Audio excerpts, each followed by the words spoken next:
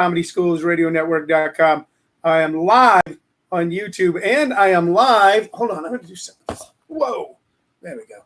I am live on ComedySchoolsRadioNetwork.com. Now I'm live on Facebook Live. I'm live on all three platforms. Good afternoon, ladies and gentlemen, boys and girls, moms and dads, children of all ages. You are watching Living on a Thin Line with Tony Vicich. I am Tony Vicich, and we come to you every day at 2 p.m. Mountain Standard Time, Arizona time, which is actually Pacific time right now. But I don't want to get into all of that again.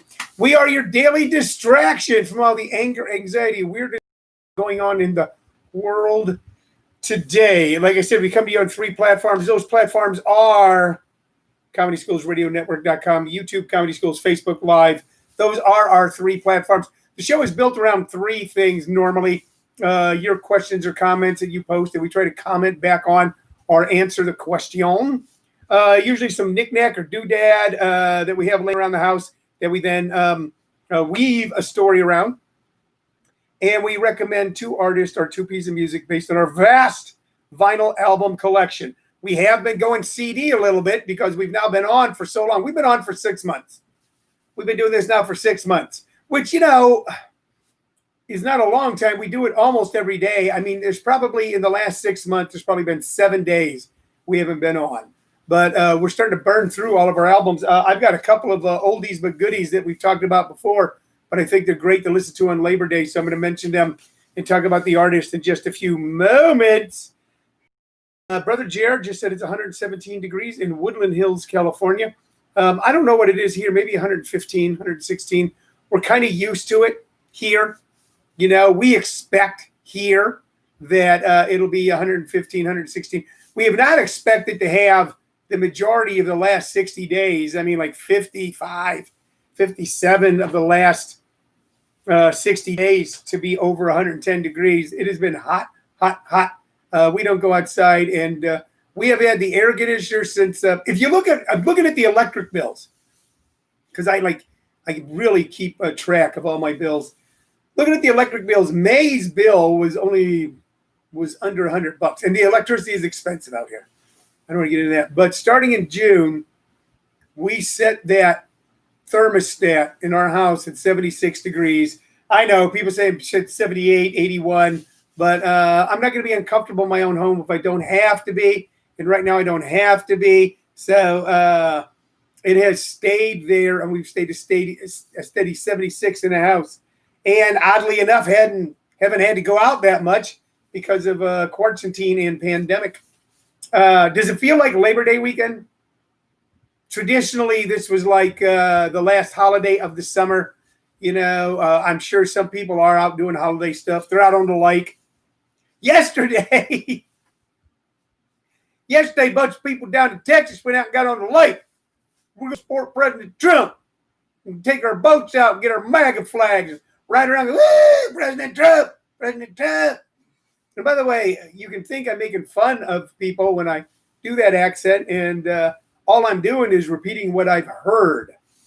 You know, so if you want to say he's making fun of the president. No, I would be, I guess, making fun of the people, but all I'm doing is their accent and their intonation. Andrew Freeman has informed us that it's 109 in Maricopa right now. We have reached critical mass, ladies and gentlemen, critical mass. It is now hotter in Woodland Hills, California, than it is in Maricopa, Arizona. Anyway, all these people got out on their boats. They's out there on lake show sport for their president. They're running around, woo! And then like 4 of them sunk. Hello, Jim Perry. Hello, Jim Perry, Andrew Freeman, Tina and Mike Lawson, Jerry Vicich, everybody who's tuning in for our Labor Day Sunday show. We were not on last night, and I apologize. I didn't make an announcement. My plan was to do a remote.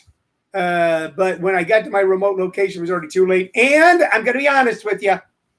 Last night, right at 7 p.m. my time, the Clippers were playing. Who the hell are they playing? Denver Nuggets. They were playing the Denver Nuggets. They lost. But I have Sirius satellite radio in the car, and I was listening to it, and I just plumb forgot. But let me tell you about where I went and how much fun it was last night. I went to our newest favorite fun comedy club, JP's Comedy Club, 860 East Warner Road in Gilbert, Arizona. I went there where my good friend and buddy and partner Jim Perry is running a series of open mic nights as a soft opening for his club. And man, there were, and he's doing safe social distancing. He's not filling the place up. You got to wear a mask, etc. All that good stuff. But man, people are just burning to get out, and we got to find a safe way not to go insane. And I went, and Shirley made sure that I had 3 masks. She gave me I felt like a little kid going to school and got my lunch because it was a little like a little hefty bag, and in it were my masks and my gloves and all that good stuff. And so I go, can I go? And she goes, well, all right, but be safe.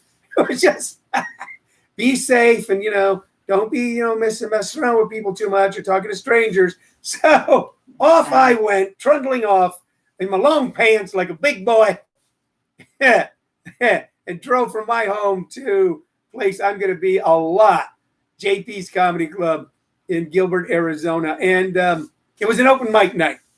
And I came back, and Shirley asked me, she goes, how was it? I go, you know what? It was great. She goes, really? I go, yeah. 83 and cloudy where Kelly Wilson is. I don't know if that's Kentucky or Florida, because I know that you lived in Kentucky for a long time. Kelly, I don't know if you retired to Florida. Andrew Freeman just posted on Facebook Live, we like Jim Perry. I told her it was great, and I'll tell you why it was great. So I've been involved in stand-up comedy since 1980, the end of 1985. I did my first open mic night. Okay. And I started doing open mic nights, and I started working. I used to hang out at the Melrose Improv in the early 80s, go to a couple of the comedy clubs in Los Angeles before that. So I've been watching live comedy on a regular basis for, 40 years. Okay. And last night it was almost all open micers. Some guys who've been like knocking around the open mic scene in Greater Phoenix for years and years, many new ones. And it was to me, it's fascinating to watch because I know what people go through before they get to that club.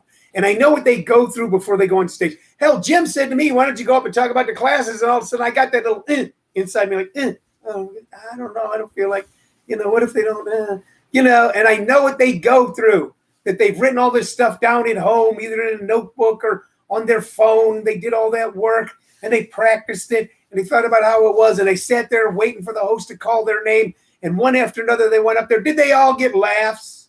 Oh, yeah, that's right. Also, hung out at the Improv in Hell's Kitchen. Spent a lot of time in comedy clubs in New York. I've spent time in comedy clubs all over this country. I toured this country nonstop like a maniac for 15 years. From Hell's Kitchen to Maricopa, Arizona. I think that's an improvement. If you can ask someone where they live, they go, I live in Hell's Kitchen. Go, where they live, Maricopa. That sounds interesting. And watching each and every one of these, and I don't want to say kids because some of them were adults, some were kids, people of all stripes, all different economic strata, you could tell. And a lot of them were just going, hey, I'm sick of this COVID. That was like, there's always like a general thing that all new comics talk about pretty much in the same way. Right now it's COVID. At one time it was legalizing marijuana. At one time it was, how when it was mostly male comics, how frustrating it was to meet women at dance clubs. One time it was airlines flying, and everyone did jokes about that. And almost every one of these guys did that too. But they also did something unique and different, each and every one of them. None of them were so screwed up yet by a local scene, or by an idea that someone stuck in their head of how they should do things, that they were all kind of pure. And it was fascinating just watching the different body types, the different body movements, and the different ways they delivered things, that are different takes on things. And to me, it's really wonderful because you're watching human beings attempt creativity in the midst of all this worry, in the midst of all this sorrow, in the midst of all this anxiety and uncertainty. Over the last few nights, dozens upon dozens of folks Jim had to like lock the doors at one point. He reached his capacity, not the illegal capacity, but the coronavirus capacity, and he wasn't going to break that. DJ Pig says the ones that have been screwed up by the local scene won't come to JP's because of the local scene. Yeah, that might be true. I don't know why people didn't come who didn't come. But I know the people that came there went there, on a hot, still summer night in a little town called Gilbert, Arizona. Dozens of people of all economic and ethnic strata, all different ages, came trundling down to this little club next to a Chinese restaurant. It's catty corner of an Italian pizzeria. There's a Mexican restaurant. There's an Italian pizzeria. And there's a Chinese restaurant. I'm going to have fun and gain far too much weight as we deal with this club. And I watch them all strive to be creative. And to me, that was just so very, very, very cool. Daniel Wayne says, Caveman Comics joked about the problems with dinosaurs. The problem with dinosaurs. So I was talking to this one little dinosaur. And that's why I'm excited to be bringing my comedy workshop to JP's Comedy Club, because what we teach is structure, craft, and technique. I don't sit there and go, you should talk about this, you should talk about that. This is what I think you should do. I think that probably you should wear a funny hat. You're probably the angry comic. I don't know. You work with someone for a week, 2 weeks, 5 weeks, 6 months, and you know what they're going to be in the future. That's why we do craft and technique, like teaching someone the chords on the guitar. That's what we do. That's all we do. And I'll be doing it Monday night, 7:30 at JP's Comedy Club. So if you're in the greater Phoenix area, get your mask, get your hand sanitizer, get there early so that you're able to get in. And we're going to lay out for free what it is that we do and see if you want to participate with us. By the way, if you still go, well, you know what? I still don't want to go out, but I would like to enter into something creative. Then Tuesday night at 6 p.m., I'm doing a free class online. All you got to do is go to comedyschools.com and you'll find the link for that. So I've got 2 ways for you to not just sit around wasting away like a boneless breasted chicken going, when is this going to end? Do you want to be one of those people who, when it does end, you're not ready? Man, I tell you what, I've been exercising. I've been taking care of myself. I'm 65. I've been taking care of business. I've been trying to expand business. I've been staying in touch with family. I've been doing other writing. It wasn't like I'm just going to sit here and do the minimum I got to do till this is over. Because I don't know what it's going to be over. You don't know what it's going to be over. They might have a vaccine in October. They might not have a vaccine till next year. They might have the vaccine next week, but no one will be able to get it for a year. More people are going to leave us. But I'm going to be ready when the doors open. I'm going to be ready to roll. Okay? And I want you to be ready to roll too. All right. So JP's Comedy Club. Hey, they're doing another open mic night tonight at 7 p.m. So if you've got an idea and a dream, if you've got some ideas, because you got to have more than one, you can go and tell one joke and leave, I guess. You know what? I'd be fine with that. But if you got some ideas and a dream, don't worry about being good, bad, right, wrong, funny, not funny. Okay, step on that stage and face the people and get a feeling for what it is, because it is fantastic. The thing that has kept me in this business as a comic, as a club owner, as a booking agent, as a writer, as a workshop teacher for going on 40 years has been that spark, man. That spark. What's writing a joke like? I'll tell you what writing a joke's like. I'm going to tell you, okay? It's like when you were a little kid and you decided you were going to start a fire the way you had seen some Native American people on a TV show do. You went out, got a couple of rocks. And where I grew up in Missouri, and we were out in the country, there was a lot of flint rock. And you're taking those 2 flint rocks, and you've gotten a bunch of leaves and a bunch of sticks, and you've gathered them all together in a little pile. And they're all there in a little pile, okay? And then you got some sticks sticking straight up and some leaves, and you're taking 2 little flint rocks, and you're banging them and banging them and banging them. And you hit your finger, and it hurts. And you hit it again, it's bleeding a little. You keep banging them until you start getting a little spark, and you're banging. And finally, and going, and just about when you're going to quit, your hand's all scraped up, and nothing's lit up, and it's starting to get cold, starting to get dark. You're not just go home. Let's go home and eat some macaroni and cheese. All right, bam, bam, bam, and then that spark hits, and that smoke starts before you got a fire. It's just like that. It's just like that. And if you've ever started a fire like that, if you ever started a little campfire like that, you know it's one of the coolest feelings in the world. And that is what joke writing is like. All that banging, all that scraping, all that gathering, all that frustration, and then boom, fire. All right? And we want to help you be able to do that. We want to help you be able to gather the leaves, find the sticks, okay, find the rocks, okay, take our turn banging the rocks together and help you. And that's why we are going to be offering this free comedy class Monday night, 860 East Warner Road, JP's Comedy Club. Tuesday night online worldwide, 6 p.m. Just go to comedyschools.com. All right, man, I didn't mean for it to be a long advertisement today. Okay, it's Labor Day. Paul Whitney said what I said was much cooler than Billy Joel's We Didn't Start the Fire. Kevin Brown says here on Facebook Live, you're going to have dreams of a nightmare kind because DJ Payne says you're on my big screen now. This is scary. Somehow DJ Payne has hooked me up to a big screen. You know what? Let's face it, DJ, a little handsome. Let's face it, DJ, I'm not saying anything about you. You're a man, you're a man's man, you're a dude, but you chubbed out a little. All right. By the way, DJ Payne says about JP's Comedy Club that the Chinese restaurant next door, barbecue pork ribs from the next door are phenomenal. You know what? Boom. DJ, you and I are going to have on me, tomorrow night, Monday night. We're going to, when we're finished up, because they'll be down there hipping me out. Okay, I know Kevin Brown down there be hipping me out. So, boys, we're going to bring our masks, going to bring our gloves, bring our hand sanitizer. We're going to bring our best behavior. We're going to do this workshop. And then afterwards, Kevin, DJ, me, we're going to go have some barbecue ribs at the Chinese restaurant next door. That's what we're going to do. We're already planning fun. You know what I'm having tonight? Okay, am I going to barbecue today? You damn right I'm barbecuing today. It's Labor Day weekend. You know, the holiday Labor Day has totally gotten lost, like all of our holidays, including Christmas.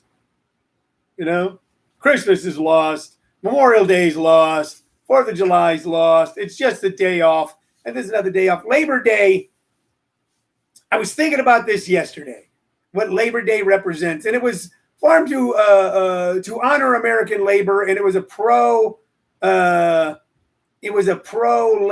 pro-union holiday. Okay, celebrating the American worker. And yesterday, Shirley and I, my wife, Shirley Vicich, who also happens to be producer of the show, we had to go and do our grocery shopping. We had to choose between Bash's and Fry's and Walmart, but we had a prescription at Walmart, and at Walmart, prescription was free because there's no copay. So we trundled off to Walmart. And then we went into self-checkout line, because it's always the fastest line. You know the rules. If you see a line that's regular checkout line, okay, and there's only one person there and they're almost done, as you're rolling your cart up, somebody runs up with a cart that's like overstuffed, like my neighbor's trash can on Thursday night. I get a lot of neighbors who overstuff their trash cans. So we go into self-checkout line, and we're doing our own checkout. Boop, boop, boop, boop, boop, boop, boop. And that's more work than the grocery shopping itself, because Walmart's got crappy bags, the plastic bags. You're trying to pull them open, and I'll say you pull like 10 off, they fall on the ground. You're getting really frustrated. You start to cuss, And I realized what they've done to the American worker in America. So I'm bagging groceries at Walmart. Spend a couple $100 at Walmart. And I'm bagging my own groceries. And when I was 16 years old, I used to bag groceries. That was my job. Grocery bagger. Checkout boy. And I did it at a place called Grozick's Tomboy Store in Hale Springs, Missouri. And Hale Springs is about the country as you can get. And that's where I was raised up. That's where I went to high school. And it was a union job, and I was being paid to do it. And now, I don't know, 45 years later, it's not that it's a non-union job, it's that I'm doing it for free. I used to be a movie projectionist. I know guys who bought houses being movie projectionists. And now when I mention that that's a good paying job to kids, they laugh. They go, we worked at a movie theater. It's a minimum wage job. You want to talk about moving jobs to China? Let's face it, the jobs that got moved to China were the jobs our parents didn't want us to have. Our parents didn't want us working in some drudge assembly line. They wanted us to have good paying jobs. And there were unions that made sure that the jobs were good paying jobs. But the unions are bad. They're bad people. They're destroying the economy. And the American labor movement has been basically destroyed, disseminated. And now a job you used to be able to buy a house with is a minimum wage job. And a job that used to pay a good, extraordinarily good job to a 16-year-old kid that will allow him to save up for that first car, maybe for college. You're doing yourself for free. Now you think about that. The next time someone's talking to you about how bad unions are and you shouldn't vote for that, blah, blah, blah. Okay? Because it's a little too late. We're kind of on our own and we're finding our way. We are finding our way. DJ Payne says I bagged groceries at Albertsons when I was 15 for 7 months. I'll tell you the one thing about that union, okay? It was a little stodgy that I had like long hair, was considered long hair like over my ears, and the store insisted I cut it, and I insisted I wouldn't, and the union wouldn't back me up, so I quit. Because that's what I always do. When I don't like something, I just quit. All right. Okay. We've talked about a bunch of stuff here. Let's see. DJ Payne says the Men's Tennis Association wants to form a union, but they don't want to include women. Yeah, I don't know anything about that, Daniel. Oh, Daniel Wayne. Daniel Wayne's telling me that. I don't know anything about that. I'm just talking about unions and American labor in general. That the number one thing that American business, and I'm not knocking American business, I'm a businessman. The number one thing that they can control and they set out to control are wages. That's true. Like if you own a restaurant, you can't control when the food supplier goes, here's what your hamburgers cost this week. You can't go, get out, I'll get my hamburgers someplace else because there's only 2 or 3 places to get them. They all charge the same price. Oh, God. Daniel Wayne said, Men's Tennis Association wants to form a union, but they don't want to include women. Punchline, they're afraid they'll raise a racket. All right, you know what? I'll go with that. It's a funny joke. True story. It's a true story. You can't control all of a sudden landlord when the lease is up, you're doing well, and he raises the rent. You can't control that. You can negotiate all that. The one thing you can control are wages, and that's what they've done. They've set out to control us and make sure that we get paid not much more than third world wages for so many things we do. Okay?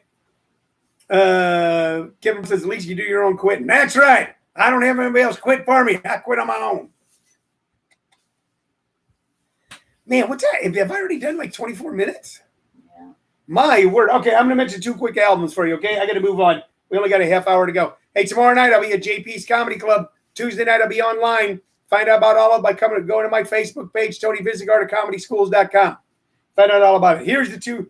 On holidays, I like to go back. We like to reminisce. We like to remember back. Okay? Kim Brown says, you're not quitting your bobblehead collection. I don't have a collection. I rescue bobbleheads. Don't try to rope me in, Kevin Brown, or you won't get any barbecue ribs on Monday. We like to get back to basics. Get back to what matters. And I'm going to recommend 2 great artists to you today. If you like rock and roll, if you like rhythm and blues, if you like country music, if you like rap, if you like jazz, these are 2 of the men who helped propel all that music. The first one being the legendary Howlin' Wolf. Mr. Howlin' Wolf himself. The man with the deep, deep voice. And his version of Killin' Floor and Red Rooster, which are he was the first ones to do them. Both Willie Dixon penned songs. Killin' Floor and Red Rooster are just incredible. Listen to those. Realize they were from the early 50s and go, wow. Wow. Well, why wasn't this in my mom and dad or grandma and grandpa's record collection? Because this is stunning. Built for comfort. do the do, and wang dang doodle. Go to wang dang doodle all day. You listen to this. Good when it came out, good now. Okay, stuff coming from deep, deep, deep in the Delta plantations, brought up to the nightclubs of Chicago and the recording studios of Memphis, Tennessee, and then spread out over the pond to England, and then fed back to us and became the backbone of rock music, Howlin' Wolf. Okay, and then when it came to guitar, if you want to learn how to play the guitar, take lessons. Find a good guitarist and take lessons. But listen to John Lee Hooker. Mr. John Lee Hooker himself. This is the very best of John Lee Hooker. This is out on Buddha Records. This contains previous, some selections on this album were previously released on the following Vicich album, The Best of John Lee Hooker. And one of the songs that is considered the birthing songs of American rock, Boogie Chillin', is on here. Listen to Boogie Chillin'. Listen to Boom Boom, Boom Boom Boom Boom, and you will listen to something special, and you'll be listening to the beginning of something. Okay, if this album doesn't make you want to pick up a guitar and try, then maybe you ain't got no fingers on your hand. Okay, if this album, if these songs, if Boogie Chillin' doesn't make you want to pick up a guitar and try, maybe you ain't got no hands at all. Okay, so Labor Day holiday, when you're barbecuing, when you're doing little chores around the yard, when you're just sitting in your chair going, it's a holiday, I'm not getting up. And I'm fighting between the three. Put on John Lee Hooker and go, wow. I've either forgot all about this or wow, I never heard this before. Thank you, Tony Vicich, for turning us on to it or reminding us about it. Howlin' Wolf, Howler and Hooker, Howlin' and Hooker. The Hook and Howler. The Howlin' Hooker. We're going someplace wrong here. Someplace wrong. All right, ladies and gentlemen. I can always tell if I'm doing well or not by looking across the room. So, ladies and gentlemen, boys and girls, moms and dads, I'm going to wrap up. Okay? I'm going to wrap up for I have too much fun. And I will see you tomorrow at 2 p.m. Mountain Standard Time. Have a fun Labor Day weekend.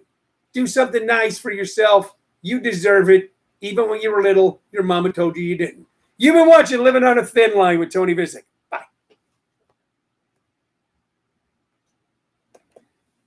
I don't care. It's just if you go longer, you're going to have to walk over and turn us off too.